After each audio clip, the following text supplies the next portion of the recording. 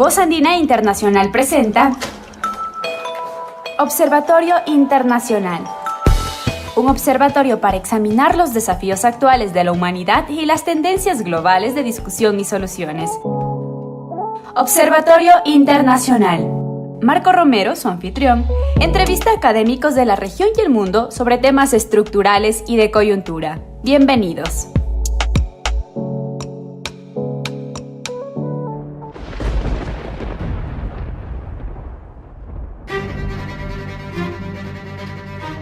Buenos días, estimada audiencia de Observatorio Internacional. Bienvenidos a un nuevo programa de nuestra serie. En esta oportunidad contamos nuevamente con la amable ayuda de la profesora Anabela Busso, docente, investigadora, analista de temas internacionales en la Universidad Nacional de Rosario y en otras universidades de Argentina. Bienvenida, muchas gracias. Hola Marco, ¿cómo te va? Un placer dialogar contigo nuevamente.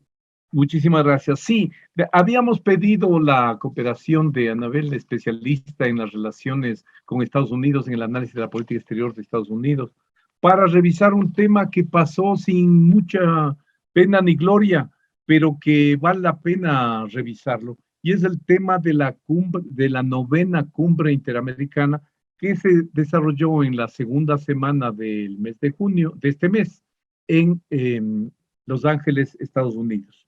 Entonces, comencemos con el evento mismo, para luego pasar, te propondría, a un análisis más teórico, más general de lo que está detrás de estos procesos. Entonces, la primera pregunta que te haría es, ¿qué relevancia tuvo y tiene en general las cumbres interamericanas, y en particular esta última? Bueno, este tipo de cumbres interamericanas que nosotros conocemos con el nombre de Cumbre de las Américas, es un formato que comenzó a utilizarse a finales de 1994 bajo el gobierno del presidente Clinton, que fue quien por primera vez convocó a esta cumbre. En aquel entonces, si yo mal no recuerdo, fue invocado el hecho de que era la primera vez que se organizaba una cumbre con todos los presidentes y jefes de estados del continente, después de una reunión que había existido bajo la gestión del presidente Eisenhower, o sea que hacía mucho que no se daba esa práctica. Fue en aquel entonces una iniciativa bien recibida por América Latina por varios motivos. Primero porque estábamos en la década de los 90, lo que se conoce como la década de hegemonía neoliberal, y donde existió un claro proceso de acoplamiento, de alineamiento de las políticas exteriores latinoamericanas con las propuestas de Washington. Digo, es una década donde, salvo muy raras excepciones, todos los países siguieron esa línea. Las diferencias fueron de intensidad, pero todos tenían políticas de alineamiento con Washington, con la salvedad de Cuba, que tampoco fue invitada en aquella ocasión por considerarlo un gobierno autoritario. Por otro lado, también la cumbre marcó la agenda de época y una línea de continuidad entre Bush padre y Clinton, porque Bush padre había sido quien propuso la creación de un área de libre comercio desde Alaska hasta Tierra del Fuego, y posteriormente esta idea de la Iniciativa para las Américas, que tenía otro componente, pero donde la cuestión comercial era muy relevante, fue incorporado como un tema central de la Cumbre de las Américas, que posteriormente fue conocido como la propuesta del ALCA, el Área de Libre Comercio para las Américas, ¿no? Entonces estábamos en esa etapa donde la agenda prioritaria tenía esas características: libre comercio y democracia formal liberal, que a su vez eran los ejes estructurantes que se proponían para el orden internacional en la etapa fundacional de la posguerra fría. Así que eso era, en ese sentido, si bien se recuperaba cierta práctica de los Estados Unidos de querer convocar a cumbres o a reuniones o a otro tipo de eventos que se conocen a lo largo de la historia, pero donde siempre el gobierno de los Estados Unidos trató de presentar su agenda y que América Latina y el Caribe la tomaran como propia. Digo, muchos en estos días hicieron repasos históricos y fueron hasta finales del siglo XIX con la primera conferencia panamericana, pero bueno, insisto, en ese momento fue bien tomado. Con el paso de los años, la cumbre fue perdiendo capacidad o impacto, y quizás las dos últimas agudizan esa tendencia. En primer lugar, porque en la cumbre de Lima, Trump directamente, el presidente Trump no asistió, bueno, en esta cumbre, cuando Trump anuncia que la va a organizar en Los Ángeles y después las elecciones las gana Biden, bueno, existían más expectativas, ¿no?, con respecto a que la cumbre dejara más frutos, de que pudiese desarrollarse una mayor cooperación. Entiendo yo, y esto quizás sea un punto de vista particular, porque no en todos los países, pero sí en muchos países de la región que cambiaron sus posturas político-ideológicas, digamos, que habían tenido una experiencia de giro a la izquierda, que después ganaron los gobiernos de derecha conservadora y que después volvieron a ganar gobiernos más moderados, pero más de centro-izquierda que de derecha, entendían que Biden tenía mayor comprensión de la problemática doméstica de los países. ¿Por qué? Perdón, Anabela, antes de pasar a eso, ¿cuál sería digamos, tu hipótesis? Porque realmente no creo que nadie sepa la verdad, salvo Trump. ¿Por qué razón él pidió realizar la próxima cumbre interamericana en Estados Unidos? ¿Cuál era su idea? ¿Pensaba que iba a ser reelegido y que iba con un segundo mandato, ya con todo el poder en las manos, a alinear a toda la región tras de sí, crees tú? Pienso que esa es una hipótesis plausible, como lo indicas, no tenemos seguridad porque no lo dijo. Trump tampoco le prestó demasiada atención a América Latina, pero sí se concentró en aquellos temas de agenda, que para ellos eran de agenda global, pero que tenían un impacto especial sobre la región, como por ejemplo el tema migratorio, el tema comercial, el tema financiero. Entonces Trump, que desde mi perspectiva gana siendo un presidente que se inscribe en lo que nosotros solemos denominar un populismo de derecha, pero que claramente se va corriendo más hacia los modelos de derechas extremas, o lo que se conoce en Estados Unidos como alt-right o derecha alternativa, a lo largo de su mandato, y la finalización de su mandato lo muestra con mucha claridad. Fue tejiendo redes de contacto para los pocos temas que a él le interesaban, y tratando de consolidar una visión bastante conservadora en lo político, y con una visión económica bastante proteccionista y nacionalista, que es muy coincidente además con los lobbies y los sectores que los votan en los estados sureños, digamos, ¿no? Es una agenda que coincide mucho con las demandas del lobby latino y cubano en Florida, de la perspectiva de esos lobbies en Texas, y él tejió vínculos en ese sentido con los gobiernos más conservadores, apostó a eso, alteró las prácticas, digamos, hizo de la OEA un espacio con Almagro que replicaba esos intereses, cambió la normativa de funcionamiento del Banco Interamericano de Desarrollo e impuso un presidente de los Estados Unidos, fomentó la creación del Grupo de Lima para establecer algún tipo de mecanismo de negociación con el gobierno venezolano, pero siempre desde la perspectiva de la exclusión del gobierno venezolano del proceso de negociación y el reconocimiento a Guaidó. Autorizó un crédito por presión en el Fondo Monetario Internacional por $57.000 millones para que Mauricio Macri ganara las elecciones en Argentina. Nosotros hoy padecemos esa deuda de manera dramática en nuestro país.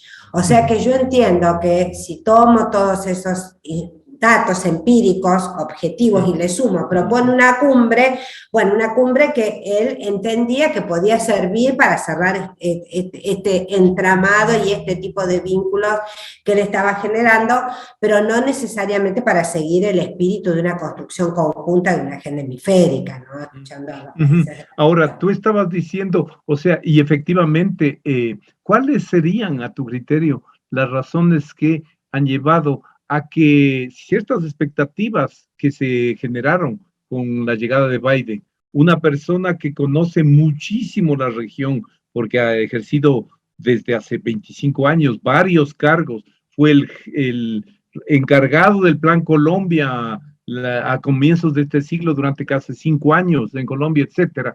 O sea, parecía como que iba a reformular las relaciones. ¿En qué medida la agenda, en qué medida, o sea, cuáles han sido los factores que han llevado a que eso no ocurra, y en qué medida la agenda de esta cumbre interamericana refleja eso? Yo creo que las expectativas que se generaron en América Latina, y fundamentalmente con los gobiernos que habían cambiado el signo ideológico, pasa por lo que yo te comentaba antes, que había con distintas magnitudes, distintas intensidades, una agenda doméstica común. O sea, los nuevos gobiernos de izquierda tenían que afrontar la salida de la pandemia, tenían que afrontar el vínculo con las nuevas derechas. Hay una redefinición del rol del Estado que lo diferencia a Biden de gestiones anteriores, donde él le da un rol protagónico al Estado. Hay una instalación del tema ambiental que Biden destacó, la idea del diálogo y no de la coerción. Sin embargo, a pesar de que todo eso es real, lo cierto es que el proceso de cambio en Estados Unidos, de resultados o no, es muy evidente en términos de política doméstica, pero no así en términos de política exterior. Recuerdo una conferencia de la colega mexicana que sabe muchísimo sobre estos temas, Guadalupe González González, que ya dio al principio de la gestión de Biden, y donde marcó una diferencia sustantiva. Ella dijo que había una cuota innovadora, muy atractiva en la política doméstica. Entiendo yo que eso tiene que ver con que Biden también tiene que construir un vínculo con el sector más progresista del Partido Demócrata, que aunque minoritario es un sector en crecimiento, es el más joven, el más innovador, el más alejado de las prácticas que se le critican tanto al establishment estadounidense y a todo otro establishment occidental en este momento, ¿no? Pero en términos de política exterior, si bien Biden no retoma la lógica muy pro-globalización que tenía Obama, sí mantiene mucha de la agenda de Clinton y de Obama, y muchas de las prácticas y muchos de los funcionarios, esas mismas tradiciones en la política exterior de los Estados Unidos. Entonces, el tema de la alianza con las democracias, la defensa de la democracia, el tema de intentar establecer la agenda y pensar que la agenda hemisférica se puede construir solo desde la perspectiva de los intereses de Washington, es una tradición de Estados Unidos como gran poder, como una potencia que lo pudo hacer por muchos años y que hoy tiene más inconvenientes para establecer esa agenda. Yo creo que en ese sentido Biden se equivoca porque retrocede sobre progresos que ya se habían hecho. Digo, ya desde la cumbre de Panamá había existido un acuerdo tanto entre los gobiernos de izquierda como de derecha que la cumbre tenía que ser abierta.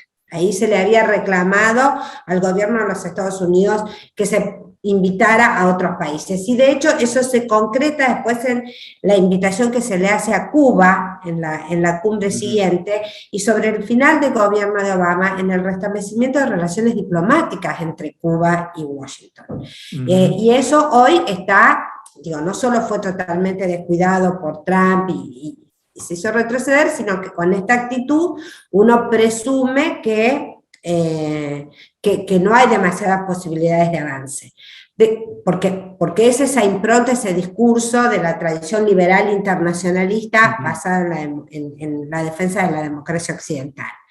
Lo que le critica a América Latina a esa postura no es que haya que estar a favor de los gobiernos autoritarios, sino que Estados Unidos es muy selectivo en esa posición. Que cuando ellos necesitan dialogar con gobiernos autocráticos o autoritarios, lo hacen sin tapujos, digamos. Inclusive en la cumbre entre Estados Unidos y la ASEAN, por ejemplo, había muchos países de la ASEAN que no son un calco del formato formal, democrático formal liberal de Occidente, y sin embargo, como es importante para Estados Unidos, ahí sí se dialoga. Y América Latina, que está en una crisis profundísima, en muchos escenarios domésticos y muy profunda en su regionalismo, digamos, la condición de regionalismo es una condición que enfrenta, como lo señala un artículo de varios autores, Mónica Hirsch, Juan Tocatliani y otros colegas, una instancia de vaciamiento que se dio con los gobiernos de derecha. Bueno, necesita niveles de consenso y de participación y de poder acordar en la diversidad. Y no podemos negociar simplemente entre los que coinciden o entre los que se aprecian, porque de esa manera no solucionamos los problemas. Digo, el Grupo de Lima tenía una falla de origen, que es el título que yo le puse un pequeño articulito mío que justamente se basaba en eso. Digo, cualquier estrategia de negociación entiende que uno no puede suprimir a una parte de la negociación, no la puede excluir, no puede pretender que esa parte conceda todo, si es que pretende avanzar, aunque sea parcialmente, en una dirección más positiva. Y yo creo que eso es lo que reclamó América Latina. Y si bien, Marco, hay mucha crítica sobre que la cumbre no significó nada, de que no hubo capacidad de generar una agenda regional, yo no discuto esa postura, pero bueno, a los efectos de tener alguna cuota de esperanza, me parece que hubo algunos elementos importantes, como por ejemplo, algún reparto de tareas. A mí me parece que el presidente López Obrador era el único presidente que, debido a la cercanía que tiene con Estados Unidos, a la agenda propia entre los dos países, que podía decir yo no voy, porque no estoy de acuerdo. Me representa mi canciller, sin que eso impacte en la relación bilateral, porque México en esa cumbre tuvo un rol protagónico y tuvo además muchas reuniones bilaterales. Hubo otra asignación de tareas que es la que se le dio al presidente argentino, que fue crítico con la exclusión, pero si no iba a Argentina, si no iba a Chile, la cuestión se complicaba demasiado, entonces el presidente argentino tomó un rol importante en el discurso que hizo en representación de la CELAC. Y ahí hay un dato relevante, porque en esa representación de la CELAC también aparecieron reclamos de los países de América Central y del Caribe, que se mostraron opuestos a la manera en que se estaba organizando la cumbre, y que de hecho varios de ellos no asistieron. Así que bueno, creo que ese dato es mínimo, pero es un dato importante como para entender que, bueno, a veces hay que sentarse a negociar e inclusive entiendo, sin tener una información precisa, pero entiendo que hasta el propio gobierno venezolano acordó que, bueno, nosotros no estamos invitados, estamos en contra, obviamente, no acordamos con nada de todo esto, pero no nos oponemos a que, por ejemplo, Argentina hable en representación de la CELAC. Pero bueno, los logros son mínimos. Ahora, una pregunta, las cumbres, todas las 9 que ha habido, se han caracterizado por tener un título, un nombre que recogía un poco los ejes que el organizador, el que hospedaba, recibía al resto de América, daba a la agenda. Y esto de construyendo un futuro sostenible, resiliente y equitativo, ¿o en qué medida pasa a ser casi una caricatura a la luz de lo que tú señalabas? O sea, ¿en qué medida se revisaron o se avanzó algo en enfrentar los problemas de la migración, del narcotráfico y frente al cambio climático, por ejemplo, que están directamente relacionados con estos grandes temas que tenía la agenda, ¿no? El título de la agenda. Bueno, yo creo que el título de la cumbre es un título que refleja efectivamente la problemática de América Latina. Digamos, nosotros necesitamos resolver los problemas ¿Ya? climáticos, necesitamos Por supuesto. desarrollarnos, que sea de manera sustentable y necesitamos empezar a corregir el problema de la inequidad, que es extremo en nuestra región, es extremo en el mundo. El mundo transita por un periodo de una alteración en la distribución de la riqueza y una inequidad prácticamente sin precedentes, pero eso en América Latina se ha agudizado muchísimo. El tema es que Estados Unidos viene muy retrasado con su agenda, con propuestas para solucionar esos problemas. O sea, lo que se propone, posteriormente no se ejecuta. Digo, en este sentido, cuando López Obrador dice, ¿hace cuánto que vienen diciendo que van a poner 4.000 millones de dólares en el Triángulo Norte y eso no llega, o que vamos a tener una nueva legislación integral del tema migratorio, y el tema migratorio sigue siendo trasladado dramáticamente a México, porque convengamos que es muy difícil para México el escenario de tener colapsada la frontera norte y la frontera sur, digamos, no es solo el problema de la frontera norte, eso se extiende además al problema haitiano. Y por otro lado, en América del Sur es un tema importante, en América del Sur sí, y diría yo que... Pero sobre todo en los países andinos, ¿no?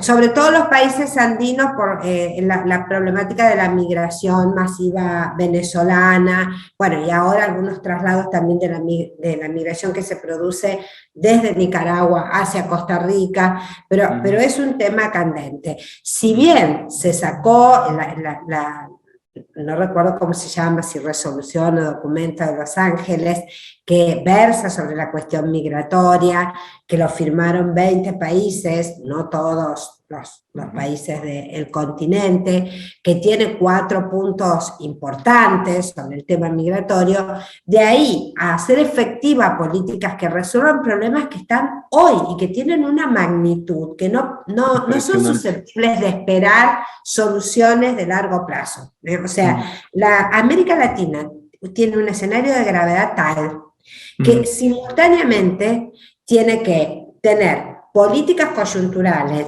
para paliar el daño inmediato, pero a su vez tiene que enfrentar cambios y políticas de mediano y largo plazo para ir solucionando estos problemas. Y eso no se ve. Y me da la sensación de que Estados Unidos viene retrasado en su agenda, no ejecuta los programas, siempre hay un interés global que desvía la atención, ahora es Rusia, Ucrania y los nuevos planteos geopolíticos. Y además tiene, por lo menos para América del Sur, una preocupación muy aguda con respecto al rol de China en la región, pero mientras, y esto no es una reivindicación del gobierno chino, porque China, a medida que acumula poder, también cada vez ejerce más prácticas de asimetría política. Así es. Con América del Sur, y eso es evidente.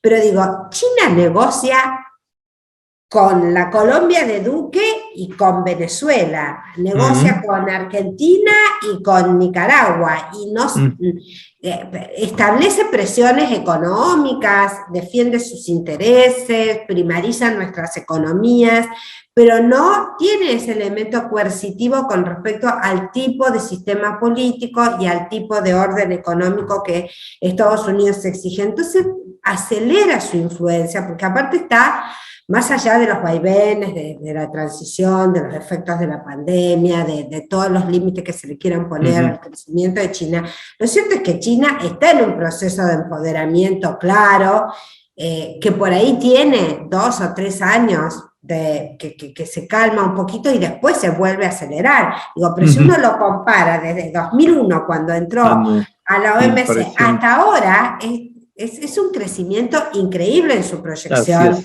internacional. Y entiendo yo que si hubiese, a lo mejor mi posición es una posición muy ingenua, pero yo siempre me pregunté esto: si llegada a esta situación de deterioro relativo del poder estadounidense, no había llegado el momento de que Estados Unidos cambiase los instrumentos y la modalidad con la cual se vincula con la región. Ya, perdón, pero antes de dejar pasar unos 2 o 3 temas que tú has topado que me parecen bien importantes, para cerrar con el tema movilidad humana, migración, refugio y todo en la región. O sea, el hecho de que un problema que lo está viviendo, que es un problema electoral y el gobierno de Estados Unidos va a enfrentar una elección de medio término a comienzos del próximo año, entiendo, ¿no? Entonces, el tema migratorio se ha mostrado claramente como un tema muy sensible y que puede ser muy manipulado como lo usó Trump. Entonces, la pregunta es, si es que ni siquiera para parar la migración masiva del Triángulo Norte de América Central es capaz de poner eso que para los Estados Unidos es un monto pero ridículamente pequeño. O sea, o es que no entiende esa dimensión o es que definitivamente la región no tiene una relevancia importante en las apreciaciones, en las prioridades de los Estados Unidos. Yo creo que América Latina hace tiempo que no es prioritaria, lo que no quiere decir que sea una región totalmente irrelevante, porque es su continuidad territorial. Yeah. Entonces, bueno, todavía, viste, en un momento donde la geopolítica ha resurgido tan fuertemente en sus versiones más tradicionales, la geografía tiene un impacto significativo, ¿no? Y me parece que a Washington eso le tendría que interesar, más allá de que nunca muestra el interés que uno espera que muestre. Pero yo entiendo que el problema migratorio que vos señalabas, es un problema muy significativo para Biden desde el punto de vista de la agenda doméstica, porque lo va a impactar ahora en noviembre en las elecciones de mitad de mandato. Es un tema que Trump trabaja todo el tiempo, que se ha convertido en una especie de parteaguas al interior de los Estados Unidos, sobre los que Trump no tiene, sobre los que Biden en este momento tiene pocas posibilidades de avanzar cambiando legislación, porque le cuesta eso en el Congreso y posiblemente le resulte imposible si los resultados de noviembre son los que marcan las encuestas donde los republicanos ganarían. Tiene también cierto entorpecimiento de la justicia, porque en algunas ocasiones ha decidido dejar sin efecto algún decreto de Trump, que es una decisión que el Ejecutivo puede tomar, y la justicia ha detenido esa decisión, ha dicho que se necesita más tiempo, otros mecanismos, pero hay una brecha insalvable entre la promesa y el no abordaje, digamos. Fue una promesa de campaña, pone a la vicepresidenta de la Nación a cargo del tratamiento de ese tema y la situación se agudiza. Entonces, claramente, los propios norteamericanos, inclusive proclives al gobierno, como pueden ser, qué sé yo, think tank como Diálogo Interamericano, que sacó su último informe, y tiene una parte totalmente dedicada al tema migratorio, donde dice que los resultados, más allá de las intenciones, no son buenos, y no alcanza con decirle a la gente, no vengan que la frontera está cerrada. Porque el problema después es inmanejable. Los mexicanos, por ejemplo, ahora tienen 15.000 personas adentro. Si los penalizan, la culpa es de México. Le dieron permiso para la libre circulación. Resulta que la gente va transitando hacia el norte de México y después los estados del norte de México inhiben esa circulación o le ponen alguna limitación porque saben que tienen un problema fronterizo serio posteriormente.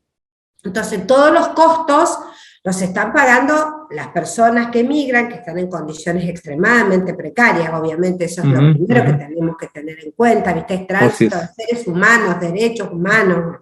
Y después los países de tránsito cargan con el problema, porque además tampoco son países tranquilos, no es que la gente camina por México tranquilamente. México es un país que transita, tiene enfrentamiento con el crimen transnacionalizado, muchos cárteles, toma de territorio, es un tema extremadamente complejo. Ahora, ¿y por qué crees que también ha demostrado Biden una incapacidad, por ejemplo, de lograr un acuerdo con López Obrador para manejar una relación más basada, por ejemplo, en el impulso del desarrollo del Triángulo Norte. Yo creo que ese es el gran error, porque si él no lo puede solucionar internamente, o sea, si no puede cambiar las leyes de Estados Unidos, resolver la cuestión en el territorio donde se generan, digamos en el Triángulo Norte y en México o en Haití, me parece que es lo que tendría que haber hecho. Y la política exterior de Biden, con cierto desencanto lo digo, no está enfocada en esa dirección. Y además hay una reasignación de recursos que para América Latina es muy dolorosa. Digo, cuando nosotros vemos los millones y millones y millones de dólares que van, por ejemplo, en fomentar el arma o en el equipamiento militar para Ucrania, que puede ser una postura que uno entienda, pero que son miles de millones de dólares, y hay recortes u ofertas tan pequeñas para nuestra región, bueno, ahí es cuando aparece el problema. Lo que pasa es que América Latina se puede llegar a convertir en un escenario que incremente aún más el deterioro del poder norteamericano en su escenario doméstico, porque lo que yo digo es que Estados Unidos viene decayendo, porque lo que decae es su condición doméstica, digamos, decae la calidad de su democracia, decae la calidad de su justicia, que está totalmente ideologizada, decae el rol del sector privado, que se ha convertido en un establishment financiero especulativo que fomenta la inequidad, donde tienen base las corporaciones tecnológicas que hoy deciden casi más que los estados. Y bueno, Trump ganó porque la gente está decepcionada con todo eso. Si Biden no soluciona alguno de esos problemas, la alternativa de otro partido, en un sistema bipartidista que hasta ahora no ha dado espacio a una tercera expresión, pero que por el momento el Partido Republicano no ha podido solucionar el problema de Trump. Digamos, sigue siendo ese sector el que más votos tiene, y hay un proceso de derechización que va mucho más allá de la derecha tradicional que expresaba el Partido Republicano. Entonces yo creo que Biden, a eso me refería yo cuando decía, ¿por qué no cambian los instrumentos? Porque si fuesen instrumentos de mayor cooperación, de mayor diálogo, tomando en cuenta los intereses de América Latina, tratando de entender los problemas en el territorio y no desde la lente del lobby cubano, del lobby texano, del lobby venezolano o colombiano, porque son lentes que tergiversan la realidad de América Latina. Esto no quiere decir que no exista el problema en Cuba y en Venezuela, pero la Argentina no es Cuba ni es Venezuela, más de lo que diga la oposición política en mi país. O Uruguay no tiene que ver con esos problemas, Chile no tiene que ver con esos problemas. Brasil todos tenemos realidades de inequidad, de injusticia, de pobreza, de violencia, pero digo, los problemas necesitan de instrumentos donde se tome en cuenta el diagnóstico y las necesidades y también los intereses de los países de la región. Yo me pregunto esto porque creo que naturalmente, si eso fuese así, habría como una inclinación de las sociedades nacionales y de los gobiernos a negociar con Estados Unidos. Exacto. Una relación mucho más fluida, más histórica, que la construcción, por ejemplo, de un vínculo cultural con China.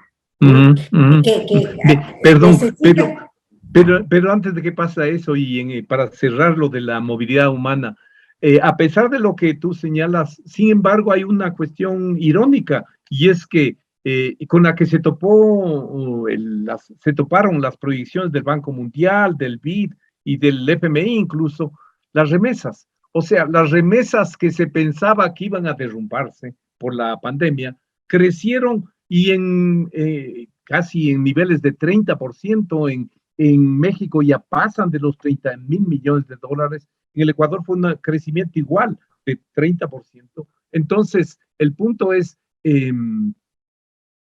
esas remesas, por supuesto, reflejan dramáticamente el fracaso de nuestros países, fundamentalmente de los países andinos y centroamericanos, de donde va el grueso, y de México, que está en Estados Unidos, pero muestran ese otro flujo de transferencias financieras que para la región hoy día son más importantes que los préstamos del BID, que los préstamos Banco Mundial, etcétera, ¿no? Sí, yo creo que ahí Biden, por ejemplo, ese tipo de cuestiones, él flexibilizó algunas decisiones que había tomado Trump, pero creo que el planteo debería ser claro. Bueno, tengo este problema con el Congreso que no me permite, todo lo que yo puedo hacer, me comprometo y lo hago, aunque se enojen los propios representantes del centro derecha del Partido Demócrata, porque eso también es así, no es solo una cuestión de republicanos, ¿no? Entonces, pagar ese costo político que después es un rédito para América Latina y también va a ser un rédito para su país, porque la situación va a estar más tranquila. La importancia de las remesas en las economías que vos mencionabas es central. Entonces, tener una decisión presidencial que avale ese tipo de transferencia es importante, y por otro lado hay que tener en cuenta que tanto la administración Trump como la administración Biden están fomentando un proceso de nacionalización o regionalización de algunas cadenas globales de valor, ¿no? Y para eso necesita la región, porque no todo se puede hacer en Estados Unidos.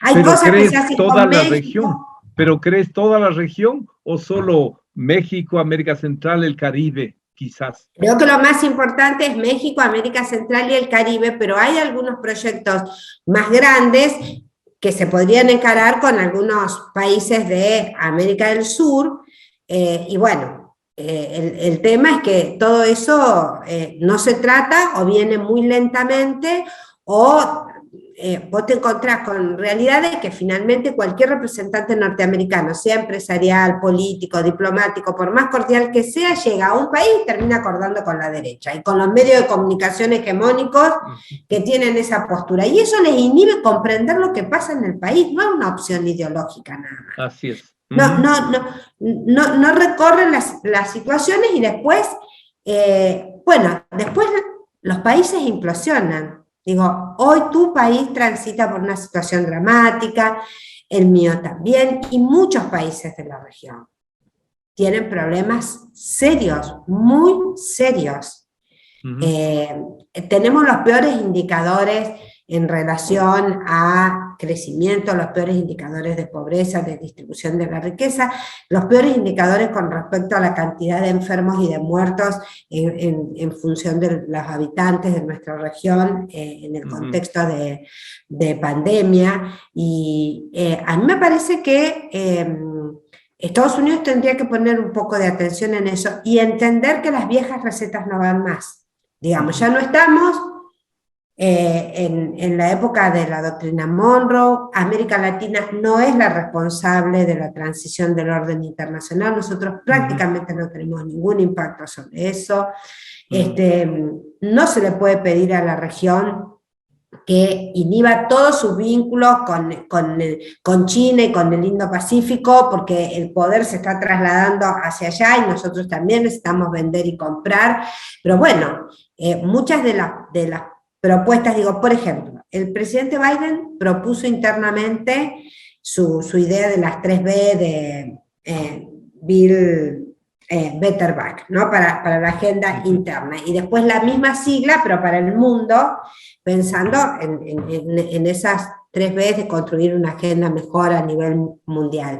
Pero después, cuando nosotros repasamos, vemos que los temas que guían la agenda norteamericana para atender su propia transición de poder, son temas que se vienen arrastrando desde la década del 70. Cuando uno analiza las estrategias geopolíticas, por ejemplo, bueno, puede remitirse a los libros de Brzezinski, digamos, y ver cómo es el proceso hoy en el desarrollo geopolítico y el rol que se le asigna a Ucrania, y la inhibición de Rusia en la construcción del espacio euroasiático. Sí, bueno, nosotros no tenemos la responsabilidad, pero pagamos todas las consecuencias. Y además recibimos instrucciones. El primer ministro Trudeau lo dijo en la cumbre, dijo algo así como, bueno, está bien que los países del sur nos miren mal, porque nosotros desde el norte los miramos exigiéndole democracia, pero nunca le damos desarrollo. Bueno, no es fácil mantener. A Estados Unidos también se le cayó la calidad democrática cuando se le produjo una alteración histórica en la distribución del ingreso. Bueno, a nosotros nos viene pasando eso desde hace décadas. Entonces, enfrentamos reacciones sociales que vienen de actores distintos, en algunos son las comunidades o los pueblos originarios, en otros son los movimientos feministas, en otros son los sectores sindicalizados, los movimientos sociales, depende de la característica de cada país, pero ya hay una sucesión de demanda, y cada gobierno tiene menos tiempo. Y menos margen de maniobra también. Menos margen de maniobra. Menos margen de maniobra. Ahora, una pregunta. Tú señalaste, o sea, esta periferización geopolítica de América Latina. Primero, ¿no te parece que en realidad viene de por lo menos 50 años atrás? Uno. Dos, el hecho esto de, habrás visto la cumbre esta del G7 que acaba de proponerse por parte de Biden, un programa mundial de 600.000 millones de dólares en infraestructura, pero básicamente, como tú lo señalabas hace un momento, para frenar y confrontar a China. Y dentro de eso, América Latina aparece, lo que pone Estados Unidos son 200.000 millones, la tercera parte de esos fondos, pero no he visto todavía, no hay detalle de dónde se va, pero el grueso está dedicado, como tú señalabas, para Europa Oriental, para el Asia, para el trazado de la ruta de la seda. Y entonces en la ruta de la seda, inicialmente solo Panamá entra en el eje inicial de China. Estos tres factores son estructurales y de largo aliento y muy difícilmente van a cambiar durante esta administración. Yo insisto, mi principal temor cuando los demócratas decidieron parar su proceso de reforma, limitarle la posibilidad a Sanders y a su gente de que ganara la primaria, y se jugaron por un candidato como Biden, mi primera lectura fue, bueno, ganaron los globalistas, o sea, ganó la visión globalista neoliberal de Obama. Bueno, y ahí me autocorrijo en lo que refiere, como te decía, a la política doméstica, porque Biden tomó otras iniciativas, paga costos por eso, pero tomó otras iniciativas. Ahora, en términos de política internacional, no innovaron en nada, ¿no? Es como ese dicho popular de que el hombre es el único animal que tropieza 2 veces con la misma piedra. Es como que si no cambiamos nunca los instrumentos y las estrategias de vinculación, y lo que cambia es, ¿cómo te podría decir? Las cuestiones formales, porque hay que decirlo que Biden es mucho más cordial, más atento, más prolijo que Trump, pero digo, un hombre con esa experiencia política, conociendo a América Latina como la conoce, debería darse cuenta que lo que él aplicó hace 30 años atrás cuando entró al Congreso, o lo que le aconsejó a Obama como vicepresidente, ya no es más un instrumento válido, por lo menos como único instrumento, ¿no? El tema de tienen que hacer tal cosa. Porque el que tienen que hacer tal cosa, escúchame, a la Cumbre de las Américas no fueron los países del Triángulo Norte, no es que no fue un país no invitado. No fue México, presentaron sus quejas países relevantes y países que no son poderosos, pero que tienen cierto hartazgo con la postura del hermano mayor que recomienda y que exige, y que después en sus planes se demoran muchísimo. Por ejemplo, yo leía hoy muy por encima esta resolución del G7, yo creo que como resolución me parece positiva, pero digo, hay que saber los detalles, hay que ver a quién va destinado, y hay que ver los tiempos también, porque simultáneamente que se toman y que se anuncia y que se ejecuten, todavía no se han cumplido los compromisos que se tomaron en la cumbre ambiental, ¿no? Que la crisis ambiental, como diríamos en Argentina, nos lleva puesto a todos, digamos, porque se lleva el planeta en su conjunto. No es tan fácil liberarse de los efectos del cambio climático. Bueno, y en nuestra región el tema del cambio climático para América Central es urgente, tiene la misma envergadura que el tema de la pobreza y el tema de la violencia. Así es, totalmente. Son 3 temas de agenda que impulsan a una crisis profunda. A mí me llamó muchísimo la atención que Biden no tenga una política clara de recomposición con el Triángulo Norte, que es una zona muy complicada para toda América Central, porque el Triángulo Norte terminó en malos términos con Trump. Así es. Porque los demócratas además tenían experiencia de trabajo en el terreno, en el Triángulo Norte, a través de ONG, del Departamento de Estado, y eso necesita plata, presencia, y sobre todo necesita que también América Central tiene que aportar, hay que darle cabida a elecciones transparentes y demás, pero la situación realmente en esos países es extremadamente compleja. No migran caravanas de 15.000 personas cada 6, 7 meses, donde van mujeres y niños que arriesgan su vida si tuviesen la más mínima perspectiva de que la situación local pudiese mejorar. Desde luego. Entonces, el hecho de empezar una tarea, aunque no se pueda solucionar inmediatamente, pero mostrarle a la población que hay un futuro, es una cuestión que Estados Unidos tendría que tener en cuenta, porque los países latinoamericanos también tienen sus responsabilidades, yo no estoy negando eso, pero tenemos muchos, por distintas razones, muchos esa sensación de que no hay futuro, no hay perspectiva. Ahora, para ir terminando, o sea, en definitiva entonces, y me parece que fuiste absolutamente clara en señalar que el interés central de la estrategia de Estados Unidos ahora es frenar a China y enfrentar las nuevas tensiones geopolíticas globales. ¿Qué lugar le corresponde a América Latina en ese escenario entonces? El lugar que Estados Unidos le asigna es un lugar donde la región naturalmente debería romper sus vínculos con China y plegarse a los intereses de Estados Unidos, pero sin una contraprestación de los Estados Unidos, que es lo que todo el mundo señala, que a vos te dicen no te sumes a la ruta de la seda. Trump anuncia un programa, Biden anuncia otro y ninguno se pone en funcionamiento. Entonces, la cosa decanta naturalmente hacia China. Yo escucho a todos los expertos decir, bueno, el tema de China es el tema que a Estados Unidos le preocupa en América del Sur por la envergadura de la presencia china. Yo acuerdo, pero sin ser una conocedora del tema centroamericano, las pocas veces que yo estuve en Centroamérica, cada vez que voy noto más presencia china. Los países rompen relaciones diplomáticas con Taiwán y establecen relaciones diplomáticas con la República Popular, reciben inversiones chinas, muchas veces reciben inversiones de los dos países, entonces me da la sensación de que no hay que confundir México con América Central.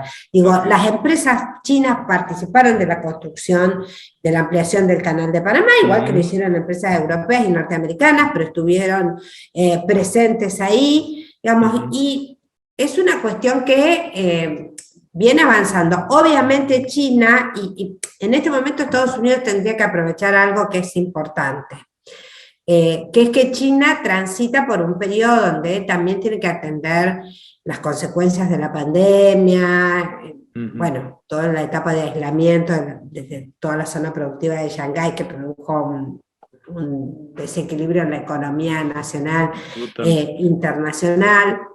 Algunos expertos indican que China habría decidido suspender temporariamente sus inversiones de gran magnitud en América Latina, conservarlas para países grandes como Argentina y Brasil, por lo menos por 2 o 3 años, pero lo cierto es que China no hay un planteo de desacoplarse del mundo, no hay un planteo de retirarse de espacios multilaterales, construye su propia multilateralidad, tiene una conducta internacional que por más que Estados Unidos la presione permanentemente, no es tan fácil hacer que China redireccione su política exterior, una política exterior muy pensada, una estrategia internacional que viene siendo corregida desde la revolución hasta la actualidad, con planificaciones quinquenales que se cumplen en cierta manera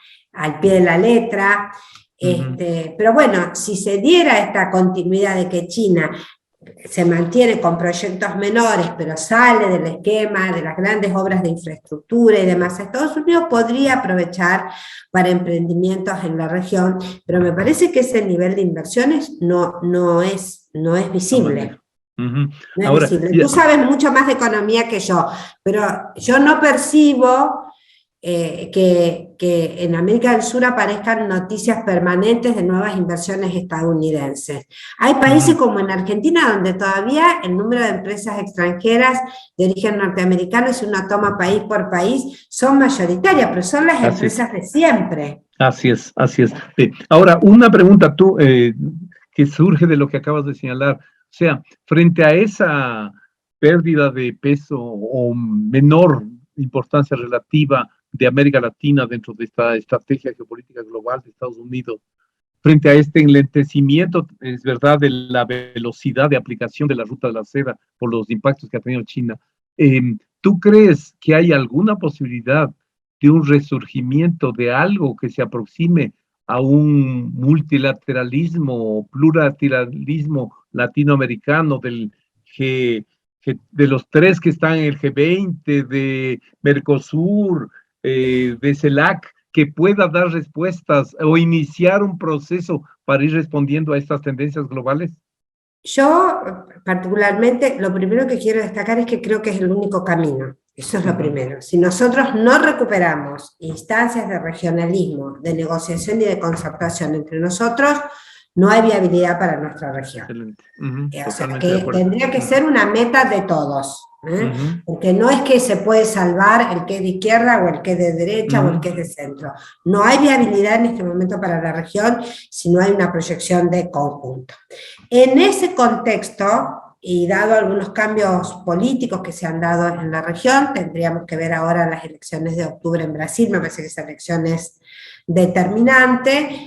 Entiendo que los gobiernos de Argentina, de México, el nuevo gobierno de Colombia, el gobierno de Perú, el gobierno de Bolivia, deberían hacer, no sé si nombré a Chile, deberían hacer un esfuerzo muy especial en la reconstitución de este regionalismo, ya que para seguir con las metáforas, nuevo giro a la izquierda, nueva marea rosa, no tiene las mismas posibilidades que tuvo la anterior, la coyuntura internacional es distinta, la economía es distinta, las limitaciones son enormes, pero me parece que sí podrían despertar un espíritu de cooperación y de concertación, tratando de evitar que se consolide el proceso de vaciamiento del regionalismo que expresamente fomentó Trump y que fue muy avalado por los gobiernos de las derechas conservadoras y las extremas derechas en América Latina.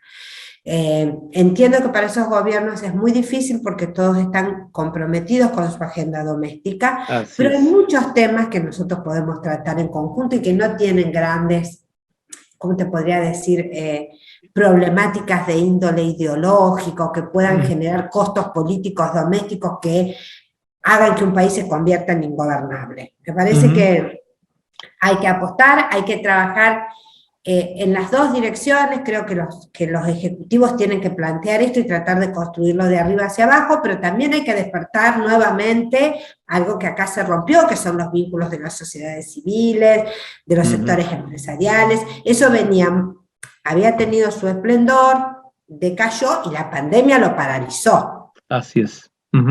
Excelente. Esas Totalmente de dos acuerdo. Direcciones tienen que reactivarse, porque, a ver, lo digo con un ejemplo cotidiano para la audiencia. Para entender los problemas que nos pasa en el ámbito académico, nosotros tenemos que vernos, que encontrarnos, que dialogar, que hacer estudios de campo. Entonces podemos economizar mucha plata haciendo actividades virtuales, pero de repente nadie puede explicarle a un argentino, digamos, qué es lo que está pasando en Ecuador con mayor claridad, que alguien que es ecuatoriano, que es de nuestra profesión, que estudió en la Argentina, ¿me entendés? Este tipo de cuestiones, y transmitirlo a la sociedad, transmitirlo a los medios de comunicación, que ese es el otro gran problema. Sí. Acá, cada vez más lo que humildemente puede aportar la academia debe hacerlo desde una visión interdisciplinaria. Totalmente. Y trabajar con los especialistas en comunicación y en medios de comunicación se convierte en una necesidad para los politólogos, para los internacionalistas, para los sociólogos, porque son actores de un nivel de protagonismo. Brutal. En América Latina se encuentran, el otro día estaba leyendo un artículo de un especialista argentino, en este caso, no recuerdo el nombre del artículo, pero me acuerdo del dato, donde él señalaba que, por ejemplo, O Globo en Brasil y el Grupo Clarín en la Argentina son corporaciones de medios que tienen distintas ramas de medios de comunicación de la mayor magnitud en el tema del planeta, que no hay otros países, por ejemplo, que permitan que un mismo grupo económico, esto ya lo sabíamos, tenga televisión, televisión por cable, diarios, radios, bueno, todos los medios de comunicación, y que eso se da mucho en dos países centrales como son la Argentina y Brasil, está permitido legalmente, y bueno, es difícil para un gobierno poder establecer una agenda pública cuando los medios establecen otras,